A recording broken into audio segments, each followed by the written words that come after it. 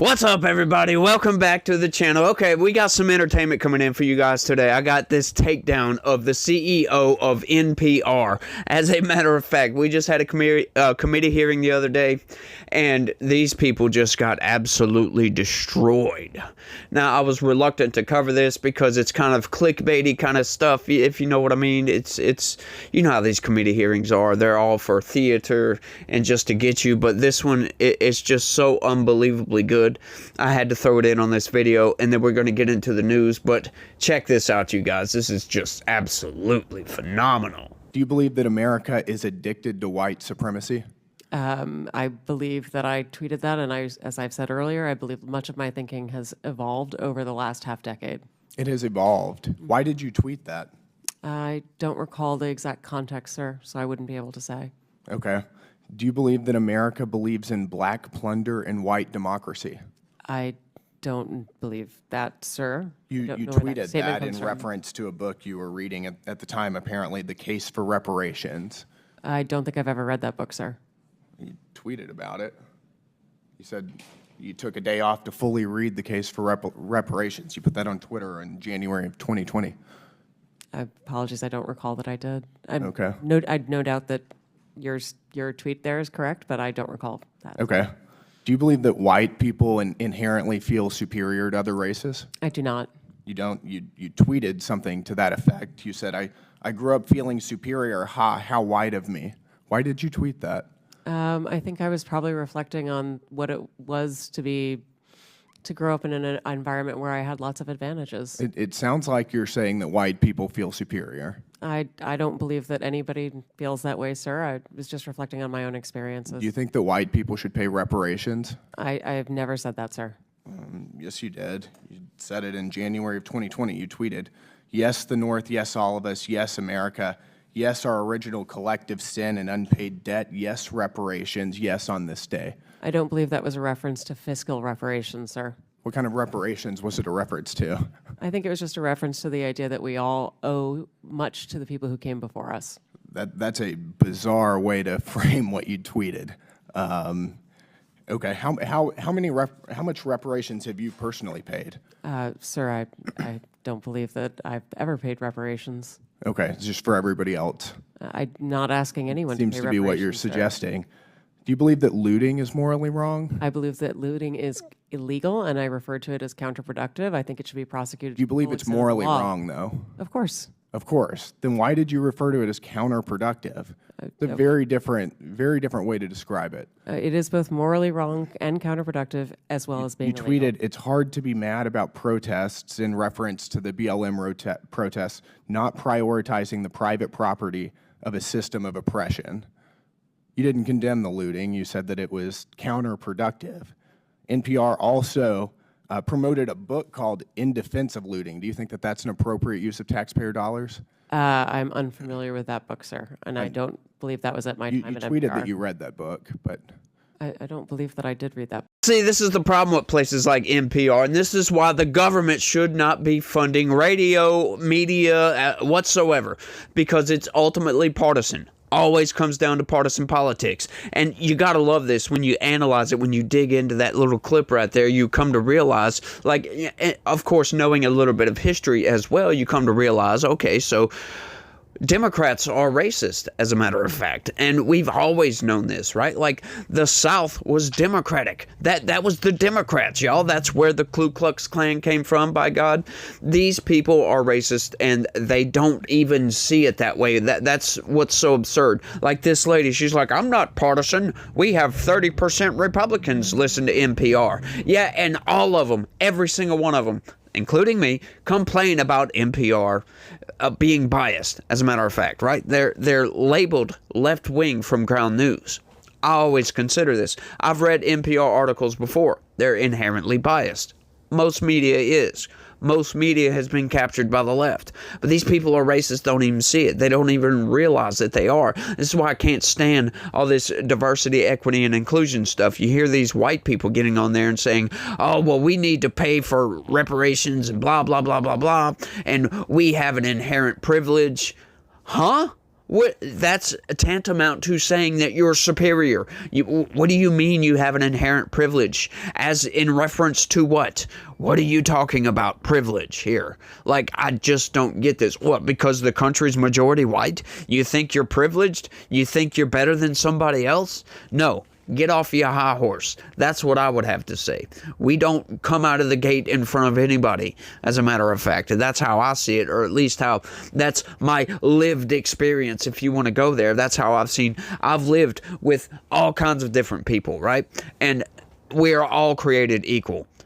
Sure, there might be some biases in certain places, but you don't have an inherent privilege just because of your skin color, especially not these days. Now, you might want to say that about the past. Sure, you could argue that 20, 30 years ago. Well, 40, 50 years ago, as a matter of fact, right? But not in the past 30 years. You cannot argue that for the past 30 years, at least. But you got to love this. You got to love this takedown. These people are great. You know, if I was that congressman, I would have kind of narrowed in on that. What do you mean counterproductive? You're talking about the riots and looting and all this other stuff. Like, in reference to what? What is it counterproductive to? Rioting? Like, what? Why are you saying these things on X? And it's like, okay, you're the CEO of NPR, and you're clearly partisan. Hopefully they get defunded, just blatantly, just outright get defunded, because we don't need to be funding that. That is your taxpayer dollars going to fund a machine that manipulates you into left-wing ideology.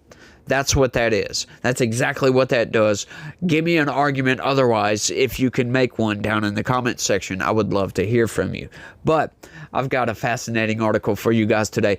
Right now, I feel like I'm riding on a high horse because, like, I just love it on these days when I go to my news app, right? And the very first article I see is like, oh, goody. And I click on it and I'm like, yes. And then I come out of that. I do whatever I got to do, save it, come out of that and go to scroll and see another one. And boom. Got my 2 stories for today. That's what we're going to talk about. That's exactly what happened today. And, you know, I just love when, call it confirmation bias if you want to.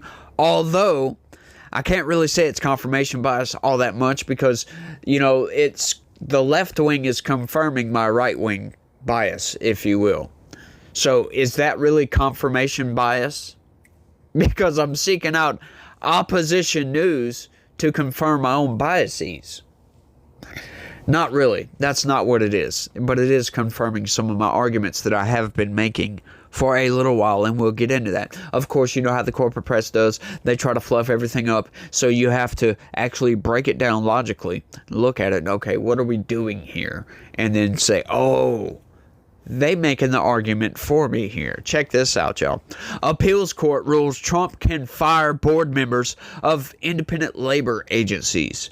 Yes, this is very, very good. And once again, I ain't going to call it confirmation bias, but once again, we're setting more precedent here, and we're going to get into the whole precedence argument here in a little while in this article. But this is good because this is showing that, yes, the Trump administration is on the right track. It is doing the right thing. These appellate judges, they can see it. Like, once again, I've been saying this. All these injunctions, all this is going to get overturned. Most of it. I don't think some of it will. Some of it probably won't, to be honest with you, because, you know, not everybody hits at 1,000, right? Nobody hits at 1,000. Everybody always misses a swing here every once in a while. They miss the ball, if you will, miss the goal, miss the kick, whatever it may be. So we're not going to get everything we want because the Trump administration has just come out and just hitting him one after another, after another, after another, action after action, EO after EO after EO. And it's like, wow, I couldn't believe it, y'all. Like, you thought his first term was good when he come in and had like 10 executive orders on his first day. He comes in this time and it's just, you know, days of executive order, executive order, executive order. And it's just like, wow, dude, you're hitting the ground running, and for good reason, right? Like all this USAID shutting down, this is going to fund the machine, y'all, and this is why they are so mad. As a matter of fact, I've got a clip another clip I'm going to show you guys. I might throw it at the end because I don't want to muddy the waters here. But it's just great. We'll get into it in a little while if we get time. But let's get into this news article so we can see exactly what got overturned. Exactly. Check this out, y'all. An appeals court ruled Friday that President Donald Trump can fire 2 board members of independent agencies handling labor issues from their respective posts in the federal government. A divided three-judge panel of the U.S. Circuit Court of Appeals of the District of Columbia Circuit agreed. Yeah, did they throw circuit in there, or did I do that on accident? I think I did that on accident. Agreed to lift orders blocking the Trump administration from removing Merit Systems Protection Board member Kathy Harris and National Labor Relations Board member Gwen Wilcox. On March 4th, U.S. District Judge Rudolph Contreras, I apologize if I mispronounced that, ruled that Trump illegally tried to fire Harris. 2 days later, U.S. District Judge Beryl Howell. Does that name sound familiar to anybody? Yeah, that was the same judge on the case from yesterday, as a matter of fact.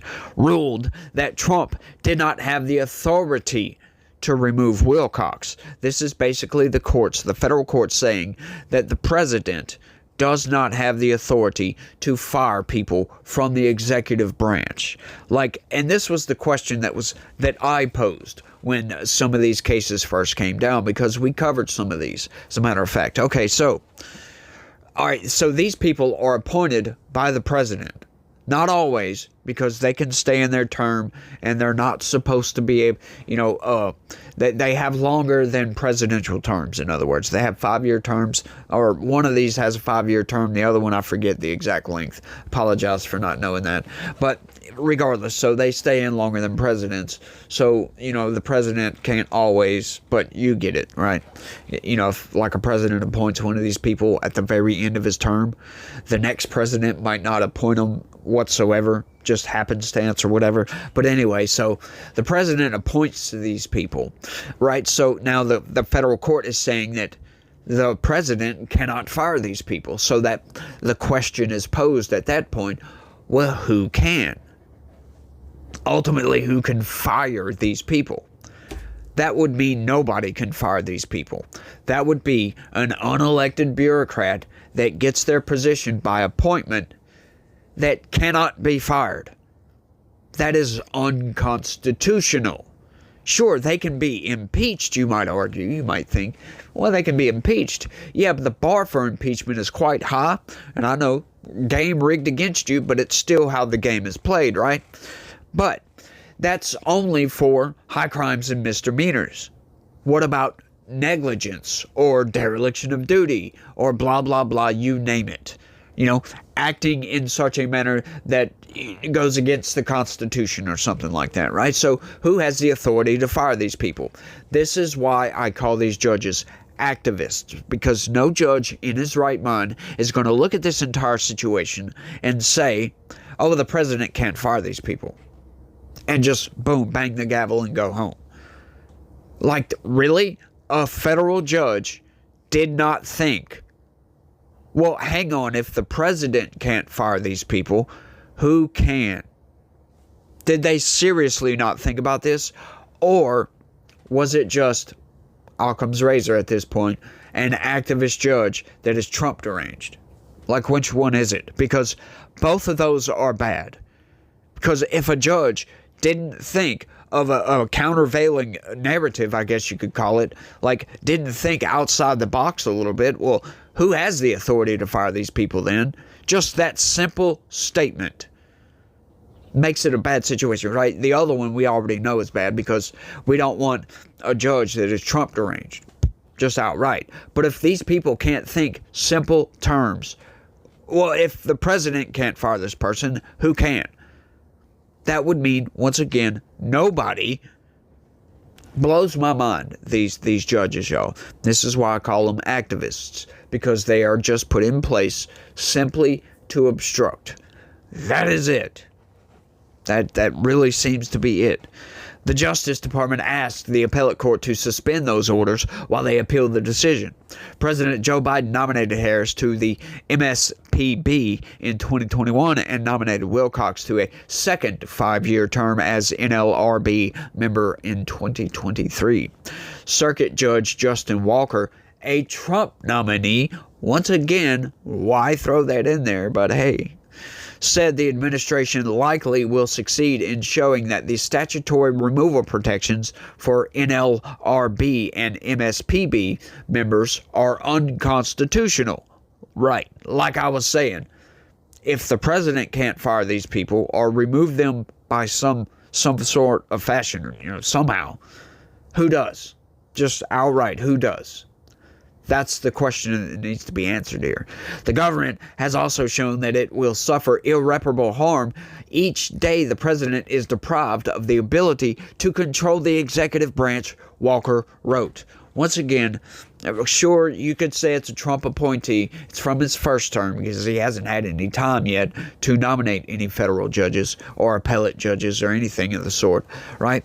So this is obviously from his first term when we know for a fact that Trump wasn't hiring necessarily the best people. But that's neither here nor there.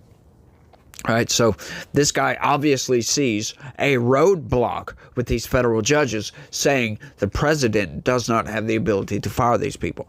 I find it absurd. I find it unconstitutional to put in a protection, write up a law for federal employees that says you can't fire these people. That's insane. It really is. And look, I get it. I understand having some sort of protections for these people. But look, if the president decides, look, we need a reduction in force because the last president increased the size of the federal workforce by 40%, something needs to happen. That there needs to be layoffs, something, furlough these people. Something needs to happen to where we can get rid of some of these people because the federal government, once again, if it gets itself into a position to where it can't afford to hire people, it can't afford to sustain payroll for crying out loud, then something, there's got to be some sort of lever that we can pull to get rid of some of these people to ease the strain on the federal government. I'm just saying. And that's what Trump is trying to do. And these federal judges are banging the gavel saying, no, you can't. It's like, are you sure about that? Are you thinking clearly on this matter, Judge? Like, really? Judge Karen LaCraft Henderson, who was nominated by Republican President George H.W. Bush, wrote an opinion concurring with Walker Henderson, saying she agrees with Walker on many of the general principles about the contours of presidential power under the Constitution. Judge Patricia Millett, or Millett, however you want to say that, who was nominated by Democratic President Barack Obama, wrote a dissenting opinion, of course. She said her two colleagues on the case rewrite controlling Supreme Court precedent and ignore binding rulings of this court, all in favor of putting this court in direct conflict with at least two other circuits. So, this judge, to me, that sounds like an appeal to authority. Just outright. Like, I was watching a debate today over two lawyers debating over some of these deportation proceedings, right? And what they kept doing, they kept throwing precedent back and forth, precedent back and forth. And I wanted to interject myself in there and tell these people, look, precedent is not law. Sure, it might be a pseudo guideline, if you will, right? But this doesn't mean that this case, just because they viewed it in this way, they made a ruling in this direction for that case, doesn't mean it's going to be the same thing for a similar case. Now, it probably does, but it doesn't necessarily mean that, because every case is different. There's different particulars, there's different defendants, blah, blah, blah, you name it. Each case is different.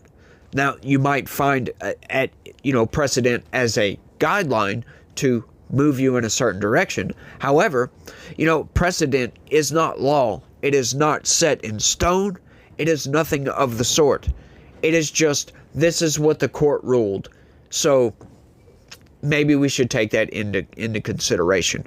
But to me, that's kind of a lazy way out.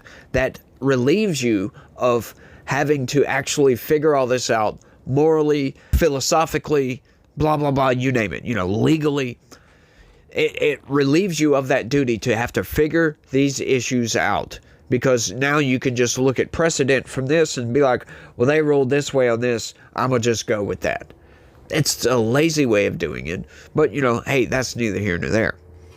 However, I just, once again, this to me sounds like just, let's appeal to authority. Just because the Supreme Court at some point said these protections are valid doesn't mean that they are valid in this case, and it doesn't mean that the Supreme Court will agree when this makes it ultimately to the Supreme Court. Because, as we know, we just had a major shift in the Supreme Court. This is why I'm thinking a lot of this is going to get overturned, because the Supreme Court has a conservative bias, if you want to call it that, which it kind of does. I mean, Trump wasn't the best on picking these people. I don't know who was picking these people, but Amy Coney Barrett is not the most conservative of judges that we've ever seen on the Supreme Court, as a matter of fact. So, but I am loving this, because now we have, Clarence Thomas is about to retire pretty soon. Hopefully, he uses his brain, which he probably will, and he retires while Trump is still in office, so we can get another good judge. Now, once again, I always make the argument here that these judges should not be partisan, as a matter of fact, because, once again, I understand, though, like I said yesterday, I'm not so naive to believe that people don't have their own biases. But, like part of the reason why I showed that clip earlier, and it relates to this case in a certain way, is because, well, NPR is partially funded by the government.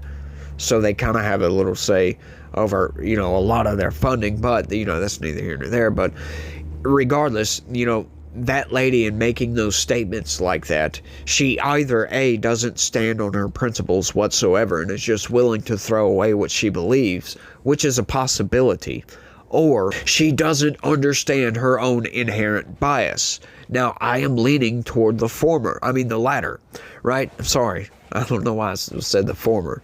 Just came out all wrong, but I'm leaning toward the latter on this, because I've noticed this a lot. A lot of these people, they always get up there in front of Congress and say, well, there's no bias here, when they're clearly biased. And that is a problem with a lot of people, not just left-wingers. It's a major problem on the left, but it's also a problem on the right. A lot of people don't see their own bias, right? They can't understand their own bias, that they're pushing an agenda, unintentionally, essentially. They're pushing their own worldview, their own moral view, and can't step outside of that for a second and see the other side, right? Which I try to do this constantly. This is one reason why I've become kind of a partisan person, is because I keep looking at the left and trying to think it through their arguments, and they just don't make any sense a lot of times. So that's kind of pushed me in a certain direction. I used to claim I wasn't biased at all, that I'm very open-minded, and I still am. Right, I'm still very open-minded, but I would take a lot of times, and this used to make my wife kind of mad. She would make an argument that I agreed with completely, right? But I would argue for the other side, right? I would always try to make the argument, steel man the arguments, if you will. And I still try to do that till this day. But, a lot of people, and I've noticed this, like I said, it's ubiquitous. It's all the way across the board that some people just don't understand their own bias. And I think she just doesn't understand her own bias here, to be honest, if I'm being honest.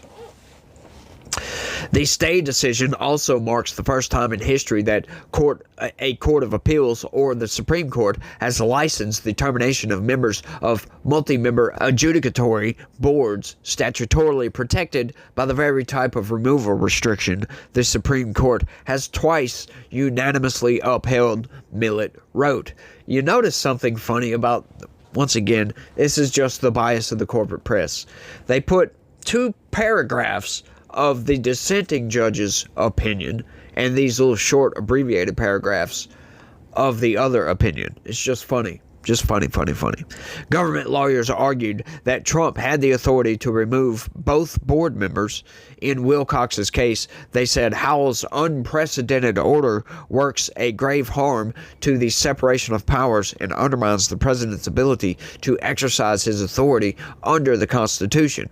They also argued that MSPB members like Harris are removable at will by the president.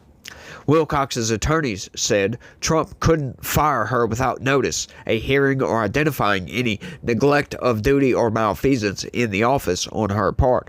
They argued that the administration's only path to victory is to persuade the U.S. Supreme Court to adopt a more expansive view of presidential power. Not true, once again, because it's inherently known that the president has the authority vested upon him by Article 2. Which is the article of the Constitution that gives the president his powers. It's like the Higgs boson, right? That gives particles mass, for crying out loud. That's where he gets his powers from. And if the person in charge of the executive branch does not have the ability to fire people, what power does he have at that point? It's just funny to me. Harris's attorneys claimed the administration was asking the appeals court to ignore Supreme Court precedent. Make no mistake, the government's radical theory would upend the law, they wrote. It would jeopardize not only this board, but also the Federal Reserve Board and other critical entities like Securities and Exchange Commission. Huh? That is right. But this is a good thing. We want this. Yes, the Federal Reserve. Yeah, Jerome Powell, Donald Trump wants him out. Can't fire him for some reason because it's supposedly independent, but yet it falls under the executive branch. They have no authority over the Federal Reserve, which is absurd. It is outright absurd. Now, the left will argue that, that would be giving the president too much power. Well, I argue in the opposite, to be honest with you. No, it wouldn't. Because they still operate independently. And it's not giving him full, executive authority over everything that they do. He's not going to go in there and micromanage everything. But if the guy at the top is not trying to follow the president's agenda to make America great again, and they're still operating under the same principles of the previous administration, you need to get some sort of realignment. What good does it do to have a president get an overwhelming victory and come in and the entirety of the federal government is working against his agenda? That is in violation of the will of the people, for crying out loud, and is absurd in my opinion. And it's a constitutional question that needs to be answered. And I believe it will be through a lot of these court cases. But let's keep going. We're almost done here. The 5-member NLRB lacked a quorum after Wilcox's removal. The 3-member MSPB enforces civil rights law in the workplace. Yeah, that's all of that one. That's why I said I wanted to finish it. But, I'm loving this. I believe once this makes it to the Supreme Court, they will uphold this appellate panel. Sorry, it's not just one judge. They will uphold this ruling that he can fire these people, which will set precedent. Set precedent for a lot of other things that now he might be able to go after all these other places like the dissenting judge was talking about with the Securities Exchange and the Federal Reserve, blah, blah, blah, blah, blah. You get it. But that's good because now this is once again setting precedent for Donald Trump to be able to get rid of a lot of these employees. Now, there's other court cases that need to be handled with getting rid of like USAID employees and other employees of all the other agencies that Donald Trump is trying to fire a lot of people from. But, a lot of this is going through. A lot of these get turned over on appeals, which is good because that is a good sign that is how the Supreme Court is going to view this. Once they get turned over, and I found it fascinating also that some of the same judges, a lot of these go through the D.C. circuit, and some of the same judges, all these judges are ruling against Trump, and a lot of these have been getting overturned, as a matter of fact, which kind of shows you what's going on, because that doesn't really happen a whole hell of a lot, to be honest with you. If you look at a lot of cases, you know, when it gets to the federal circuit, at least, a lot of the judges, the rulings, for the most part, anything outside of executive branch, they really pretty much uphold all the way up to the Supreme Court, if it makes it to the Supreme Court. Those are usually pretty consistent all the way up the board. Sometimes they get overturned, sometimes they don't, but most of the time, the vast majority, I believe it's like 70-something%. Forget the exact percentage. I looked it up the other day. But it's like 70-something%. They all concur, usually all the way up the board. But, you know, that's kind of neither here nor there. But it does kind of go to show you that, you know, when you get an appellate circuit that overturns the lower courts, yeah, there was something wrong there, because you get, you know, in the lower courts you get one judge. When you get to appellates, that's 3, sometimes 6, sometimes 9 panel circuits, right? It just depends on what circuit you are, and blah blah blah blah blah. You get it, right? And I'm kind of blah blah blahing it at this point. So I want y'all to let me know what y'all think about all this down in the comment section. I'm loving all of this. Y'all make sure and stay tuned for my next video. We're going back in on tariffs, y'all. So y'all make sure and stay tuned for that. Don't forget to smash that like button. Subscribe if you're new around here. I would really, really appreciate that. Sign up to be a member. That would also be great. If you could do that, I would be appreciated. You might be the first person, because I don't think I have any yet. I'm not sure. I haven't really checked. So I might have members and not even know it yet. Gotta go look, I guess. But y'all let me know what y'all think. That's all I got on this one. I want to thank everybody for watching, and y'all try to have a good day. Stay legitical. Peace.